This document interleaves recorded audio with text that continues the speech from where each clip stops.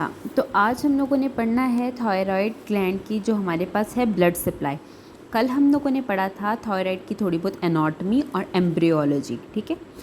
तो blood supply का जो क्वेश्चन है वो हमारा जो एग्जामिनर्स का फेवरेट मोस्ट क्वेश्चंस है, और जब आप इंटर्नशिप वगैरह करते हैं तो इससे रिलेटेड ऐसे बहुत से क्वेश्चंस हैं जो सर्जन्स आपसे पूछ रहे थे, ठीक है।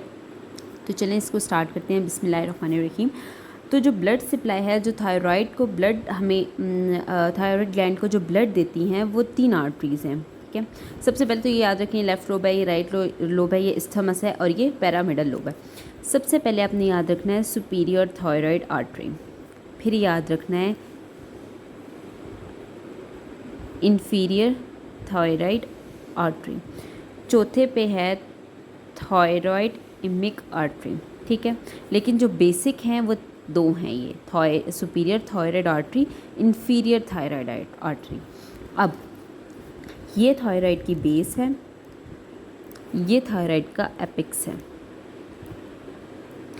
अब जो इन्फीरियर थायराइड आर्टरी है वो आएगी इसके ऊपर से, सुपीरियर साइड से।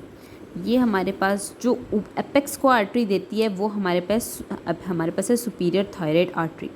जो बेस को ब्लड देती है वो हमारे पास है इन्फीरियर थायराइड आर्टरी, ठीक है। ये चीज़ें समझ आ गई आपको। अब क्या देखना है हम लोगों ने, इन आर्टरीज़ के साथ हमारे साथ कुछ नर्व्स भी आ रही होती हैं, ठीक है। तो सुपीरियर थायराइड आर्टरी के साथ जो हमारी नर्व आ रही होगी यहाँ पे, वो होगी एक्सटर्नल लेरेंजियल आर्टरी, ठीक है। और जो इन्फीरियर के साइड से आ रही होगी वो हमारे पास होगी रिकरेंट लेरेंजियल आर्टरी, ठीक है। इस चीज़ की समझ आ गई आपको। अब यहाँ पे बड़े ही कोई बेसिक क्वेश्चंस आते हैं कुछ, ठीक है। मैं आपको कहती हूँ कि हम लोग जब भी हम लोग थायराइडेक्टमी करते हैं, ठीक है, तो हम लोगों को उसमें क्या होता है, क्या लोबेक्टमी करते हैं, लोब निकालना होता है या थायराइड निकालना होता है। तो यहाँ पे बड़ी कॉम्प्लिकेशंस आती हैं लोब्स में, जहाँ पे इन्फीरियर आ रही है, रिकरेंट, इस तरह से। अच्छा, अब क्वेश्चन ये बनता है कि जब हमने थायराइडेक्टमी करनी होती है तो या तो हम लोगों ने यहाँ से सुपीरियर थायराइड आर्टरी को ब्लॉक करना होता है, ठीक है, ताकि कोई इंजरी ना हो, ब्लड फ्लो ना हो, ताकि क्या ना हो, ब्लड लीकेज ना हो। तो हम लोग सुपीरियर थायराइड आर्टरी और इन्फीरियर थायराइड आर्टरी को क्या कर देते हैं, क्लोज़ कर देते हैं, ठीक है। अब बात यहाँ पे ये आती है कि यार हमारे जो सुपीरियर आर्टरी आ रही है, इन्फीरियर आर्टरी आ रही है, उसके साथ साथ तो हमारे पास नर्व्स भी आ रही हैं। तो हमने तो इन नर्व्स को इंजर नहीं करना, तो हम लोग क्या करेंगे, हम लोग इसको यहाँ से आके, मतलब उसके एपेक्स से आके हम लोग उस आर्टरी को ब्लॉक करेंगे, मतलब क्लोज़ करेंगे, या फिर यहाँ से करेंगे। अब क्वेश्चन यहाँ पे क्या बनता है कि ये जो नर्व्स और आर्टरी का रिलेशन है ना, ये जैसे अब ये नर्व है, ये आर्टरी आ रही है, ठीक है, ये जो नर्व है ना, ये यहाँ से पास से आती है, इसके close close close close close close आती है, और यहाँ से इससे बिल्कुल दूसरे पोर्शन में चली जाती है, मतलब इसके यहाँ पे कांटेक्ट में नहीं रहती। तो हमेशा हम लोग क्या करते हैं, इसकी बेस से हमेशा इसकी बेस से हम लोग क्या करते हैं न, उसको आर्टरी को क्लोज़ करते हैं, ताकि हमारे ब्लड फ्लो में कोई हमारा ब्लड फ्लो ना हो, मतलब, और दूसरा हमारी नर्व इंजर्ड ना हो। अगर हमारी नर्व कोई एक भी इंजर हो जाती है, लेट्स सपोज हमारी रिकरेंट, जब हम लोग अच्छे सर्जन से थायराइडेक्टमी नहीं करवाते, एक नॉर्मल सर्जन से करवाते हैं, मतलब जिसका इतना एक्सपीरियंस नहीं होता, तो पेशेंट एक कंप्लेन के साथ आता है कि सर जो मेरी या मैम जो मेरी वॉइस है, ठीक है, उसका इशू बन गया है, वो सही नहीं है, वो बहुत भारी है, और अगर एक फ़ीमेल आई तो वो कहेगी वो बहुत मर्दाना है, ठीक है।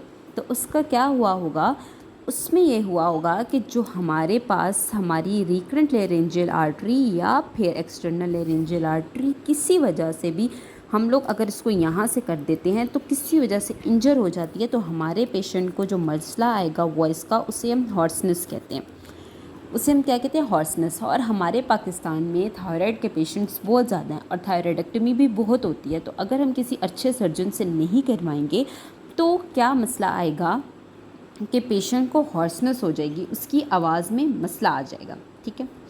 अब सबसे दूसरी बात तो हमने ये याद रखना ज़रूरी है कि हमारे पास ये जो STA है, सुपीरियर थायराइड आर्टरी और इन्फीरियर थायराइड आर्टरी, ये ब्रांचेस किसकी हैं? तो आपने हमेशा याद रखना है जो सुपीरियर थायराइड आर्टरी है वो ब्रांच है हमारे पास एक्सटर्नल कैरोटिड आर्टरी की, एक्सटर्नल कैरोटिड आर्टरी की, कैरोटिड आर्टरी से। जो इन्फीरियर हमारे पास थायराइड आर्टरी है वो कहाँ से आती है? वो हमारे पास आती है थायरो सर्वाइकल ट्रंक से। इस बात की समझ आ गई? जो हमारे पास सुपीरियर थायराइड आर्टरी है वो आती है एक्सटर्नल कैरोटिड आर्टरी और इन्फीरियर थायरो सर्वाइकल ट्रंक से। अब मोस्टली जब आप हॉस्पिटल में इंटर्नशिप वगैरह करते हैं, या मैं इसीलिए स्लो बोल रही हूँ ताकि आपको चीज़ें बहुत क्लियरली समझ आएँ, क्योंकि ये टॉपिक्स बहुत इंपॉर्टेंट हैं। इंटर्नशिप में जाते हैं तो अगर आप सर्जन्स के साथ खड़े होते हैं तो वो आपसे बहुत एक बेसिक क्वेश्चन करते हैं। वो क्वेश्चन ये करते हैं कि अच्छा आप हमें बताएं कि ये जो एक्सटर्नल कैर, हमें कैसे पता चलेगा थायराइडेक्टमी करते या कुछ भी करते कि ये एक्सटर्नल कैरोटिड आर्टरी है या फिर हमारे पास एक्सटर्नल कैरोटिड आर्टरी है या इंट्रा कैरोटिड आर्टरी है। ठीक है, मतलब इंट्राथायराइड आर्टरी है। अब आपने हमेशा क्या चीज़ याद रखनी है कि जो एक्सटर्नल कैरोटिड आर्टरी है ना, आप जब भी देखेंगे ये ब्रांचेस देंगी। ठीक है, एक्सटर्नल कैरोटिड आर्टरी हमेशा ब्रांच देती है और वो ब्रांच कौन सी होती है? Superior thyroid artery. और जो इंटीरियर हमारे पास कैरोटिड आर्टरी होती, इंटीरियर कैरोटिड आर्टरी होती है, ठीक है, वो कभी भी कोई ब्रांच नहीं देती, ये बिल्कुल स्ट्रेट जाती है, इसकी कोई ब्रांच नहीं होती। जबकि एक्सटर्नल कैरोटिड आर्टरी आगे ब्रांचेस देती हैं। तो ये एक ऐसा क्वेश्चन है जिसके थ्रू सर्जन्स बहुत ही अच्छे से आपको डिफ्रेंशिएट कर सकते हैं कि external carotid artery, internal carotid artery. ठीक है, ये हमारे पास थी ब्लड सप्लाई। अब हम लोग इसकी पढ़ लेते हैं कि वेन सप्लाई पढ़ लेते हैं, वीनस सप्लाई पढ़ लेते हैं। ठीक है, अच्छा हम क्या पढ़े थे? वेन सप्लाई, वीनस सप्लाई के थायराइड को ब्लड तो मिल गया, अब उसने ड्रेन करना है। तो हमारे आपने जैसे देखा यहाँ पे सुपीरियर थायराइड आर्टरी है, इन्फीरियर है और हमारे पास मिडल थायराइड आर्टरी भी होती है। ठीक है, तो अभी वीनस ड्रेनेज में क्या होगा? ये हमारे पास है हमारा थायराइड, जैसे मैंने पहले पढ़ाया, ये हमारे पास सुपीरियर है, ये हमारे पास मिडल है, ये हमारे पास इन्फीरियर थायराइड आर्टरीज है। अब इन्होंने ब्लड तो ले लिया, इन्होंने ड्रेन भी तो होना है। अब ये कहाँ से ड्रेन होंगे? ब्रेकियोसेफेलिक जो हमारे पास ट्रंक है, ठीक है, ब्रेकियोसेफेलिक वेन्स हैं, वहाँ पे जाके ड्रेन होंगे। ठीक है, और उसके आगे जो जुगुलर का सारा सिस्टम है ये वहाँ पे जाके ड्रेन होंगे।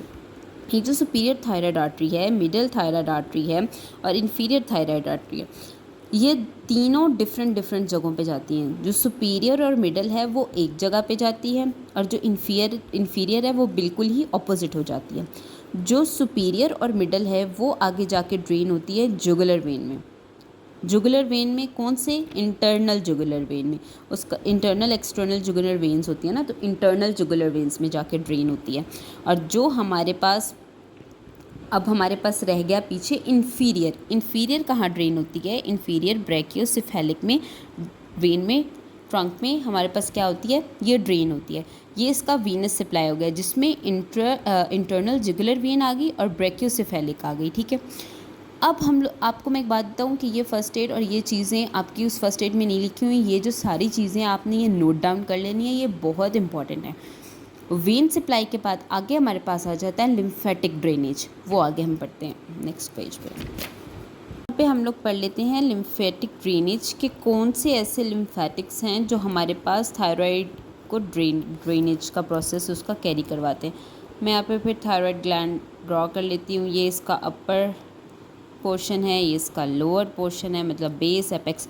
जो इसका अपर पोर्शन को जो लिम्फ हमारे पास ड्रेन करती हैं वो हमारे पास हैं अपर सर्वाइकल लिम्फ नोड्स, और जो लोअर वाले एरिया को करती हैं वो हमारे पास हैं लोअर सर्वाइकल लिम्फ नोड्स। ये हमारे पास हमारे जो थायराइड है उसका लिम्फेटिक ड्रेनेज है। हमने क्या पढ़ा? हमने आर्ट्रियल ड्रेनेज, उसकी ब्लड सप्लाई पढ़ी आर्टरी के थ्रू। फिर हमने पढ़ा कि चलो ब्लड आ गया, उसको ड्रेन कैसे करना है, तो हमने उसकी वीनस सप्लाई पढ़ी जिसमें हमारे पास इंट्रा इंटरनल जुगुलर वेन अपना रोल प्ले करती है और ब्रेकियोसेफेलिक। फिर हमने उसकी लिम्फेटिक ड्रेनेज पढ़ी कि उसकी लिम्फेटिक ड्रेनेज कैसे होगी, तो हमने उसकी अपर पढ़ी और हमने लोअर पढ़ी।